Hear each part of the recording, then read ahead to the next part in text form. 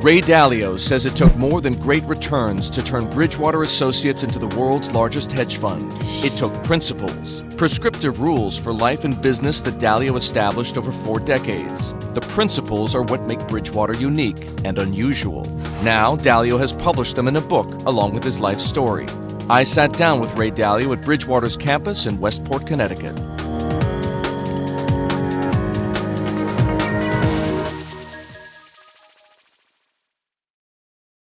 Ray, this is your book. I read your book.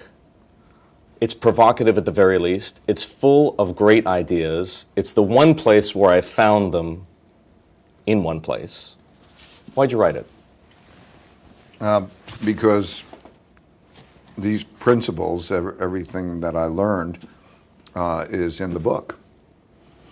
I'm at a stage in my life in which I'm transitioning from what I'll call the second stage of my life, which is when one tries to be successful and others are dependent on oneself, to the third stage in life in which the greatest joy that I can have is to watch other people be successful.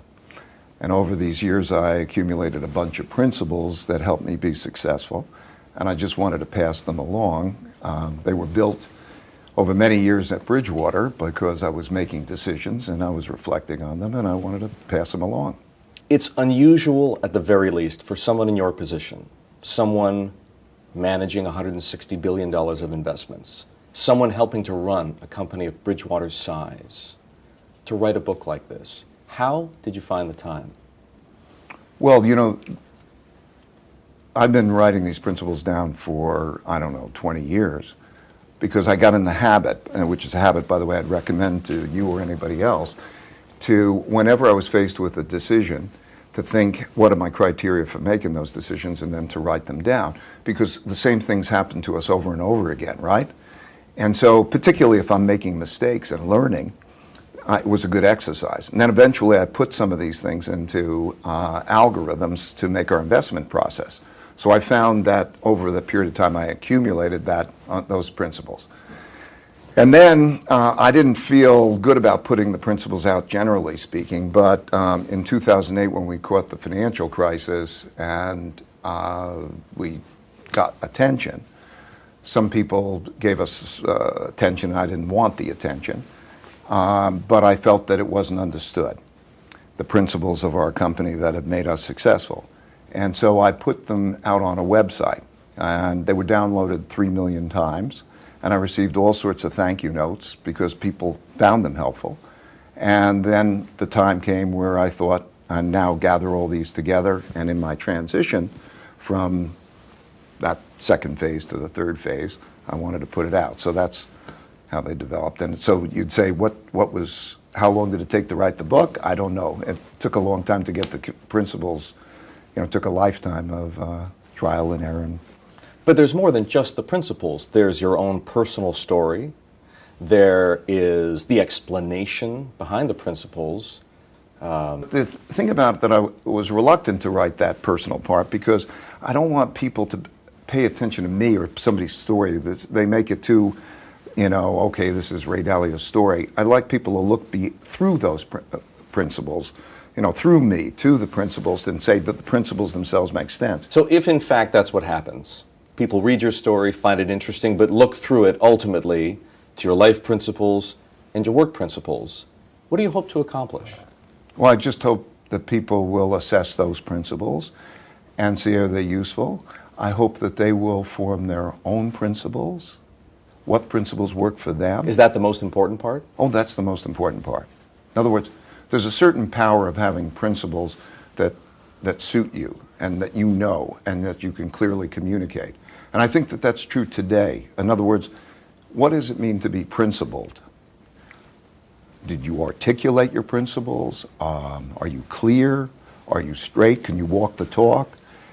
Today in our society, I hope that it will encourage people to be more principled. So I'm encouraging other people to put out their principles. I won't give you the names, but I spoke to a number of other people, and I want them to put out their principles. Because I think, when I look back, wouldn't I have liked to know what Albert Einstein's principles were, or Steve Jobs, what were the recipes that led to their successes? What were they going after?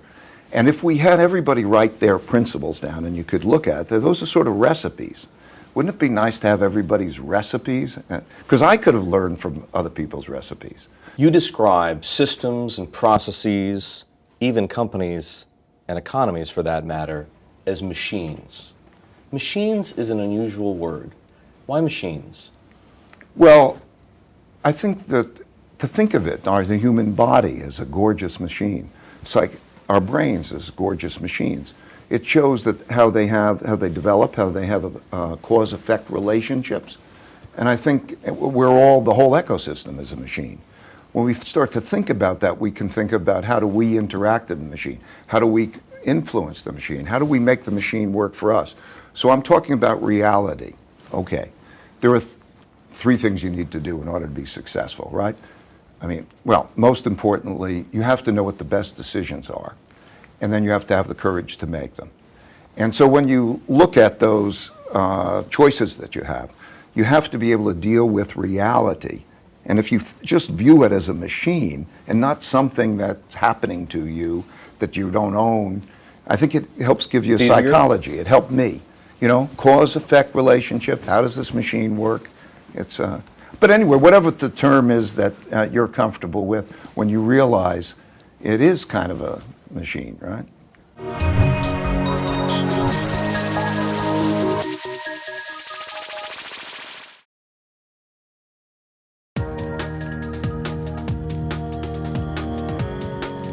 Bridgewater Associates was a consulting firm when Ray Dalio founded it in his two-bedroom New York City apartment.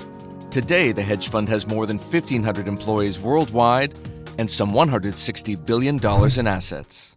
You've been working at this since 1975. It's a long time. How close would you say Bridgewater is to being, if you will, the perfect machine?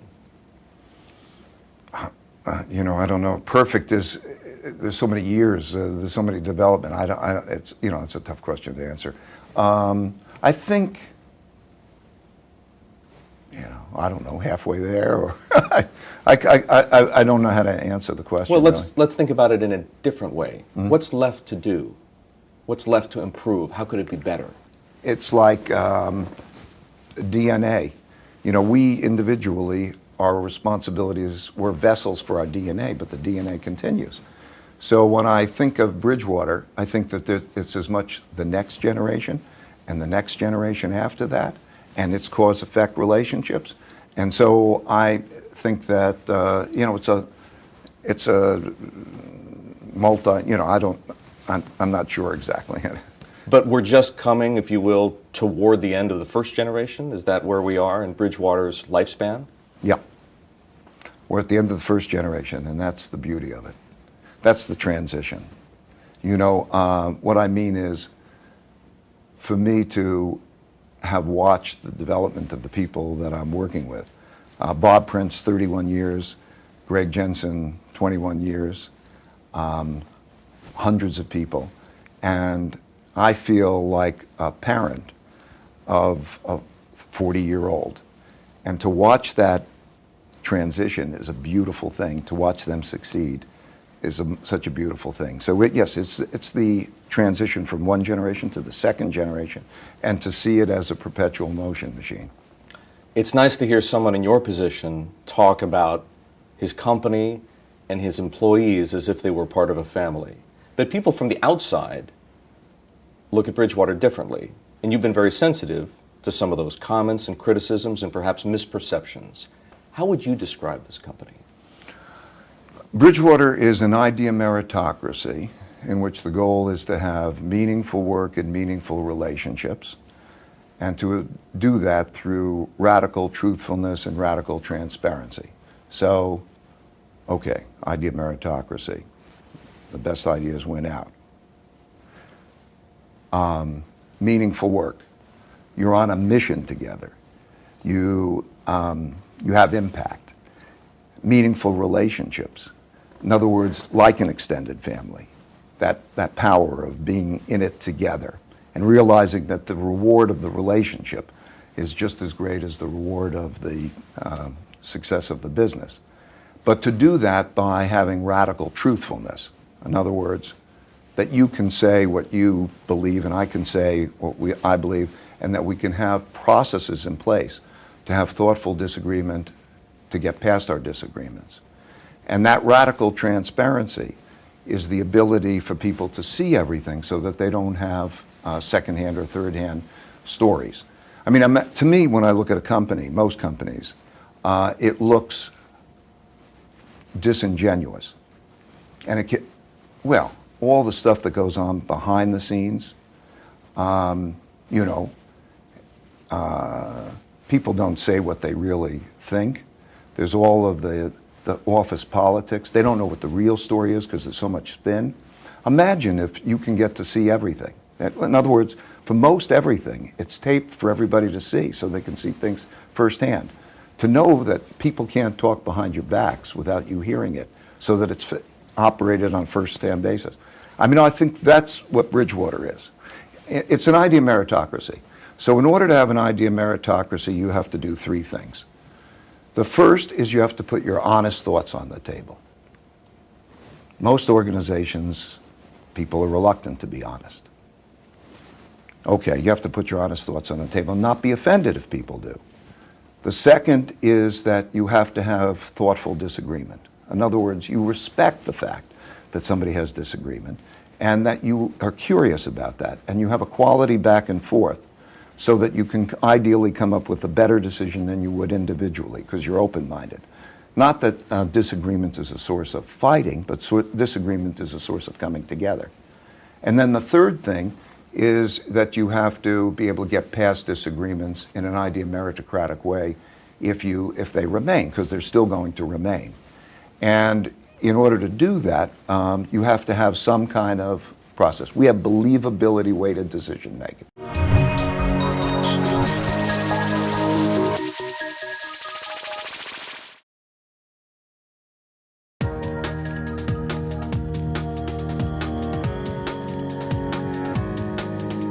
There's a lot about Bridgewater you won't find at other hedge funds. Ray Dalio designed it to be an idea meritocracy and says the key is a process he calls believability-weighted decision-making. I should explain believability-weighted decision-making to you if you're interested. I think I have an idea about what it means, but go ahead. Okay, so ordinarily, there are two ways of making decisions, pretty much.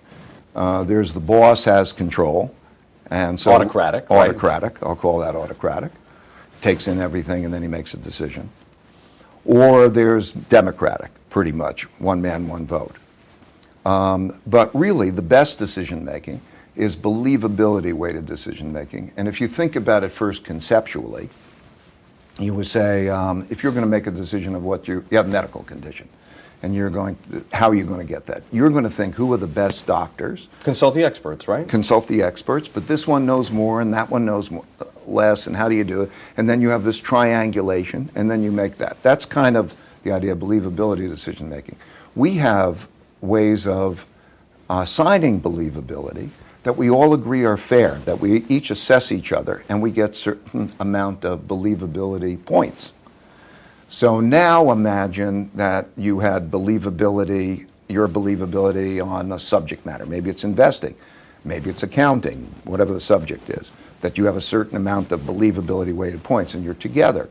Well, those believability weighted points, when you say, okay, what should I make as a decision? Now I'm responsible for something, but I ask everybody else, and I take a believability weighted vote. I can have a believability weighted vote.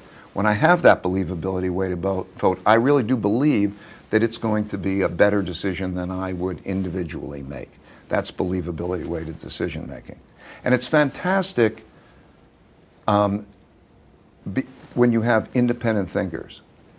In order to be successful in the markets or as an entrepreneur, one has to be an independent thinker that makes decisions better than the consensus decisions. It's fair. In the markets, the consensus is built into the price. It's beta. Yeah. So now you have to bet against the consensus to make money. Therefore, you have to be an independent thinker. The best dynamic is to have a bunch of independent thinkers. Now you've got a bunch of independent thinkers. How are they going to have thoughtful disagreement and get past those disagreements? How we have done that is the key to our success, and it's outlined in the book. Even management gurus who would applaud many of the principles and many of the practices that you advocate and that you explain articulately would also say that the whole construct is kind of utopian, if you will. Has it felt to you in the process of building Bridgewater and all of these things that make it what it is, has it felt anything like a social experiment, or has it felt different? It's eminently practical, right? If it's otherwise, the results show it, right? It's the reason for the success that I've had or the Bridgewater's had, right? I mean, we got 40 years of looking at this thing. So this is not utopian, this is realistic, right? But I would like, that's why I wrote the book. People can read the bits and pieces. You read them one by one, and you could say, does that piece make sense? Isn't it sensible to have an idea meritocracy where the best ideas win out? Okay, now, what are the rules of the game to achieve that? That's what it's Isn't all that about. better? Well, if you want to get to the idea of meritocracy, you've got to have a way of getting there. Right. If you want to get to the best answer, it's not going to be in your head. I think one of the greatest tragedies of mankind is that people stubbornly have wrong opinions in their head that they could easily stress test and get to better opinions collectively if they could be forthright with each other and go through the processes I outline in the book. And the reason, and they have to have humility. I learned the fear of being wrong. I'm fearful of being wrong. And it's because of that that I need those independent decision makers. So I think it's a very practical, it's not utopian, it's practical. Much of the book and much of what you describe now is an implicit and occasionally explicit critique of traditional management and traditional leadership. Tell me, what's wrong with the way most companies are run? It's dishonest. It's dysfunctional. I mean, dishonest meaning you don't know what that guy's really thinking. It all goes on behind the doors. And everybody's doing their politics. Okay? So that's not an environment that encourages the ownership, the straightforwardness. Dysfunctional? When people don't know what other people are really thinking? It seems to me like what is crazy and what's normal, right? Is it crazy to be radically truthful and radically transparent with each other, to say what you mean, to work it through and to know that there's none of that games playing? Isn't it more efficient? And isn't it more straightforward? Why? It's a psychological barrier. Most people have a psychological barrier. Psychologists and neuroscientists tell me that it's because of how the brain is wired. That there's a part of our brain called the amygdala. Mm-hmm. And when we have a disagreement, there's an inclination to think that that's a fight rather than a curiosity. Okay? And so that tends to cause it. And it's also how we're raised. You know, from a very early age, the whole idea of being right is so rewarded, whereas learning from mistakes doesn't have its place, right? So a kid studies, you're smart, you take the examination, and okay, you do badly, but life's not like that. Life is mostly a matter of making your mistakes and knowing how to evolve past those mistakes and learn. So when I look at a traditional company, it doesn't value that learning process, that mistake base, talking about what people are really like. Nobody talks about what people are really like. Why not? Good question. Why not? Is it because human nature explains the why not? The amygdala? I think it's a combination of, psychologists tell me, that it's a combination of some amount of programming, the amygdala, and some amount of the environmental, the education system, how we're growing The up. society we live in. Right. We know subliminally that the greatest people are the people who make mistakes, learn from them, and grow and evolve, right? And I've had the opportunity to get to know the most remarkable, successful people in the world. And they have all gone through the mistake making and the learning from that. It's the learning that comes from mistakes that makes people more successful than knowing the right answers. And yet we have those kinds of barriers. So the key to our success has been, I don't mean to lecture, but I do mean to pass along what has been the keys of our success.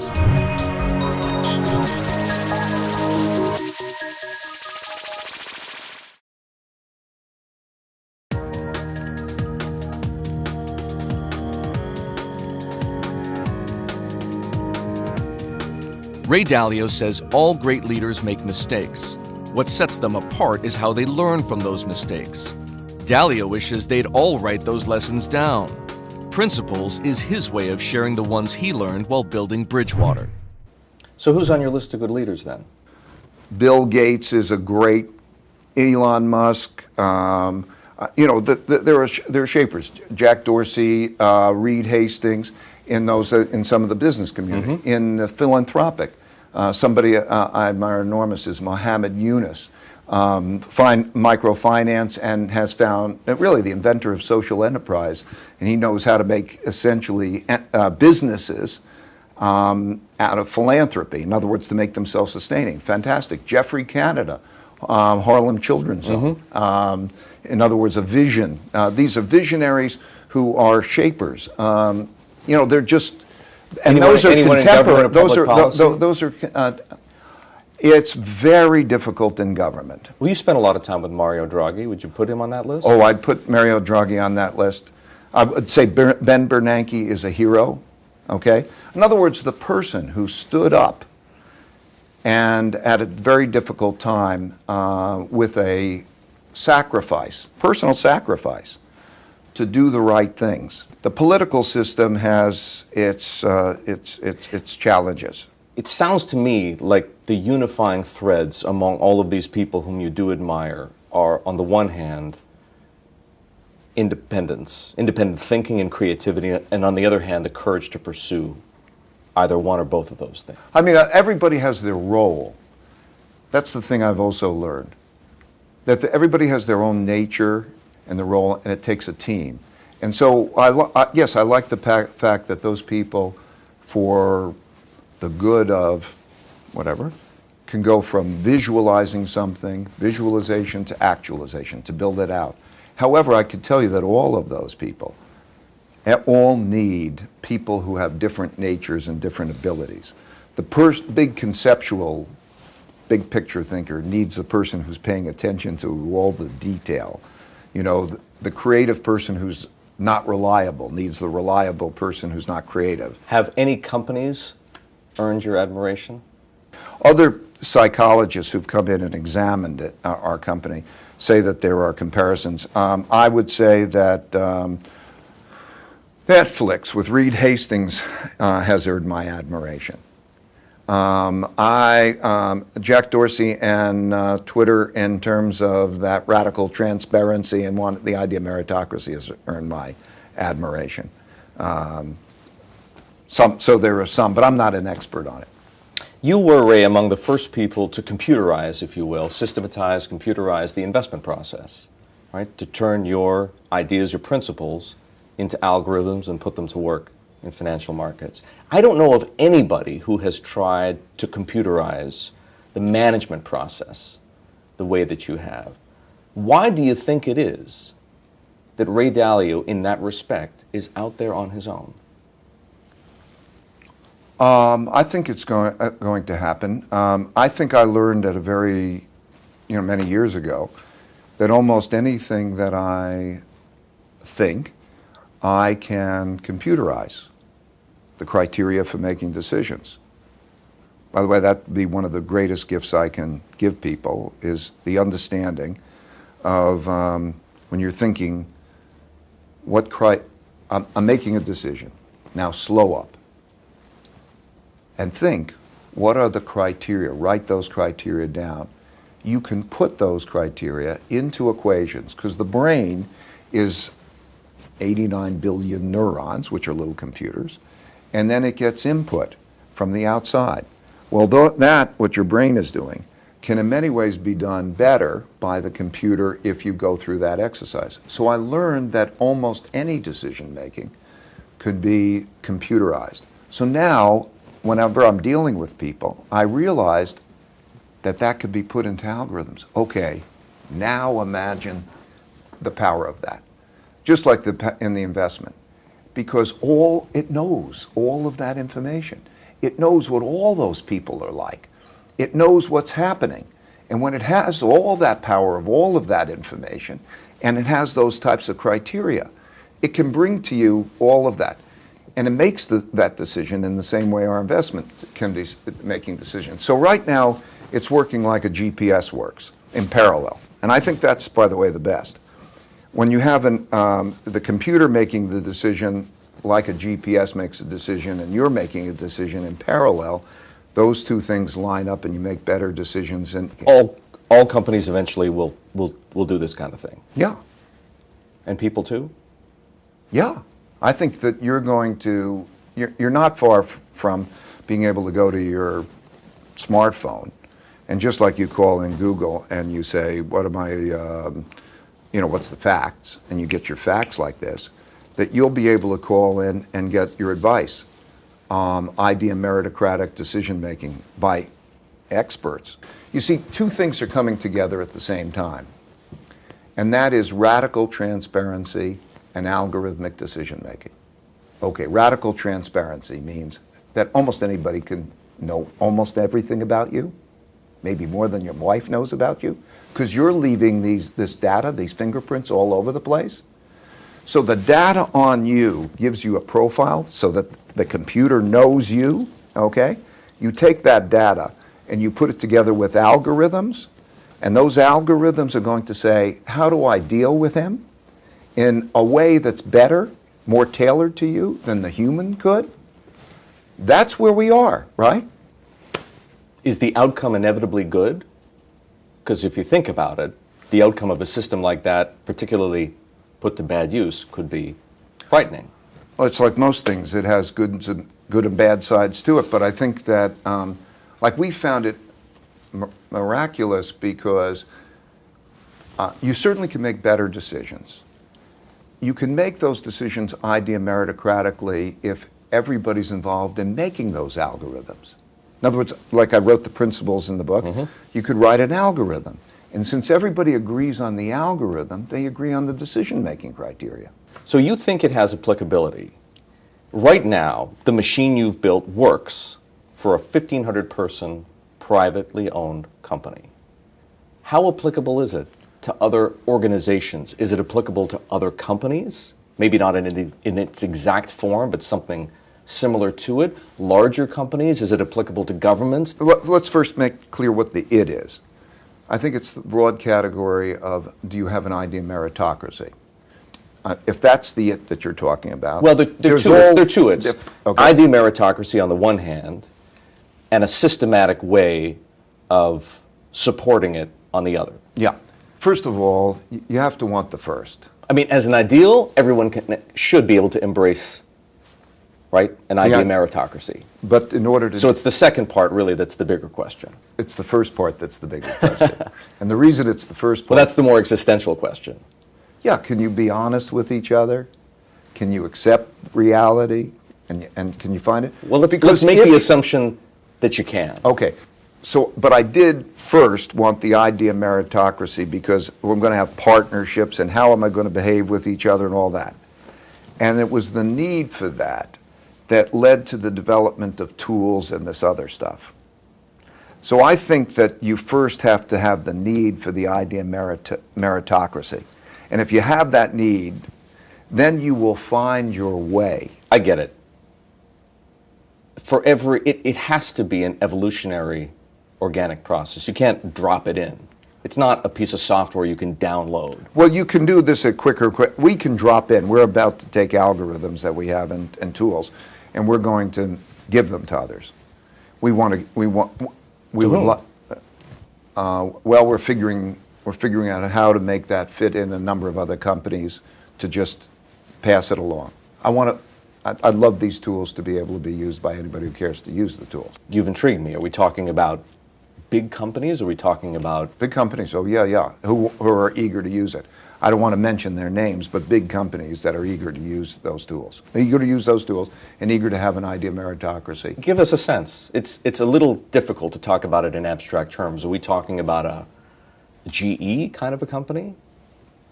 We're talking about Silicon Valley type companies.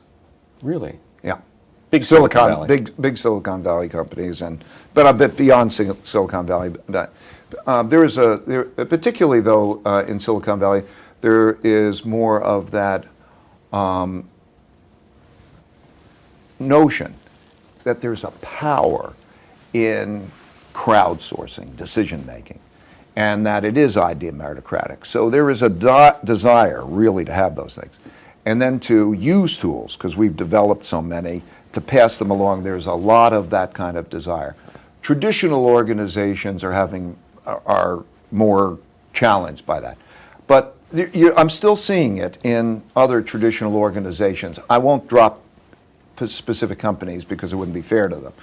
But in many traditional organizations, you're seeing them become less traditional, and you certainly are seeing them use tools and data to understand their people and to help those people work together. Now the question is, do they do that radically transparently and radically honestly? Now, is this going to be a business for Bridgewater, or is this something that you're doing altruistically? It won't be a business for Bridgewater. I don't know what we're going to do. We haven't figured out exactly how we're going to do it, but we'll get those things out there somehow. That's where it is, really. And how far away are we from seeing the first evidence of that effort? You know, probably 18 months, 2 years, something like that. Pretty close.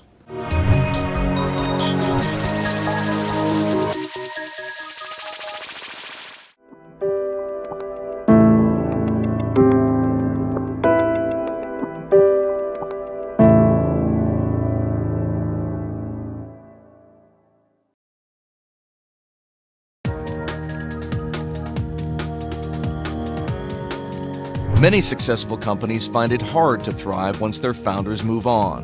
The next generation doesn't share the same values, or the culture gets watered down. Ray Dalio wants to make sure that doesn't happen at Bridgewater. Ray, you're clearly very concerned with succession and with Bridgewater's future. Unsurprisingly, but you're very concerned. Why is it so important? Well, I don't, I have a saying, if you're not worried, you need to worry. And if you're worried, you don't need to worry. Because if you worry about things, then you take care of those things. So when I say concerned, we've been going through what we said was an up to 10-year transition process. Turned out it's taken about 7 years. And concerned would be the wrong word.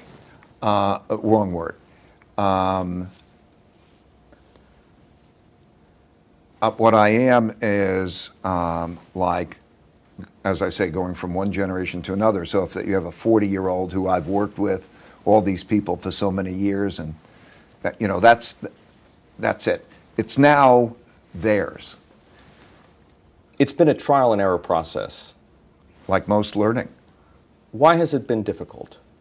You knew it would take time. You figured it would take as long as 10 years, but it's been challenging.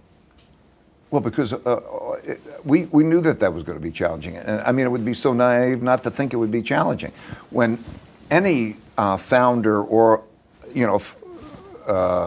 founder-owner makes a transition to the next generation, it's like almost doing anything that you never done before. And you think about so many organizations, anybody would tell you organizationally, when you're making that kind of a transition, of course it's going to be a new experience. I mean, it's of everything I do. Everything I do, which is a new experience, is going to be challenging. It's going to have problems, it's going to have mistakes. It's this 5-step process that I sort of described in the book. Are you there yet? Or are you at the point where there. Bridgewater can function without Ray Dalio? Absolutely. Absolutely. This is, and we know we're there now because of what we've gone through. I mean, when I say no, nobody's 100% sure of anything. Right. You know, I couldn't tell you whether we would function with Ray Dalio, you know, but we're at a stage where I've never been more confident that we're in great shape. And let me be clear, I'm not leaving the investment part of the thing. You'll remain a co-CIO. I'm going to remain I love investments. I love economics. That's my game. My objective is to not ever be needed, to watch others be successful without me. And we are there. I get to play my game, but I don't want to be needed, and I'm not needed. You thought you were there before, though. How do you know that you have the right leadership in place? You've got two co-CEOs in Eileen Murray and David McCormick. You've got two fellow co-CIOs with Greg Jensen and Bob Prince. How will you know that that's the right mixture? And what if one of those people? What happens if one of those people leaves? Well, that's the beauty of it. I mean, you just rattled off the co's. Okay, so there's a co-CEOs, there are co-CIOs. There's always backup, and there's that kind of duplication. There's a board that's overlooking at it. Many of the things that weren't in place when we started this journey. So I would say if you compare us with almost any company, and you say, do you have co-CEOs? Do you have co-CIOs? Do you have a team, a large team, who's worked together for a long time? It's probabilities. So we've evolved. I think all organizations go through this, particularly when you have a founder-owned company, and it's important to work out that way. The founder's still going to be around. He's still going to be managing the portfolios. That's right, but it's like a father with. I don't know, maybe that's a bad analogy, but it's like a father with the kids and the next generation, except the kids are 40 years old. So I'm happy to be a mentor, but my greatest success is when others don't need me. That's the idea of the book. Everything that I know about life and work is in that book. And everything I know about economics and investments will be in the next book. And really, I do believe that there's nothing that I know that's of value that isn't in those two books. And I'm also watching them independently, beyond those principles, do great. So I feel good about this transition. I don't think anybody has paid more attention to transition and has been more transparent about that transition than we have. And when you think, how many organizations have over 60-year leaders who are not talking about transition, who are not so transparent, who don't write the rules, who haven't begun a 7-year process? I mean, I would worry about them, not about us, right? This next book that will contain Bridgewater's economic and investment principles, to me, it sounds like you're going to give away the Colonel's secret recipe of 11 herbs and spices to Kentucky Fried Chicken. Why do it? No. So again, it's my economic principles and that, which of course are complementary. But it's like the 30-minute video that I gave, how the economic machine works. I mean, basically, half of what I think, or most all important things that I think, are contained in that 30-minute video. This will be similar. This will just be a more complete version of that. So it's the sort of things that don't have the precision of the calculations or anything like that. They're just the concepts. You're not giving away the algorithms. Right. Oh, no, I'm not giving away the algorithms. No, but I am giving away the concepts.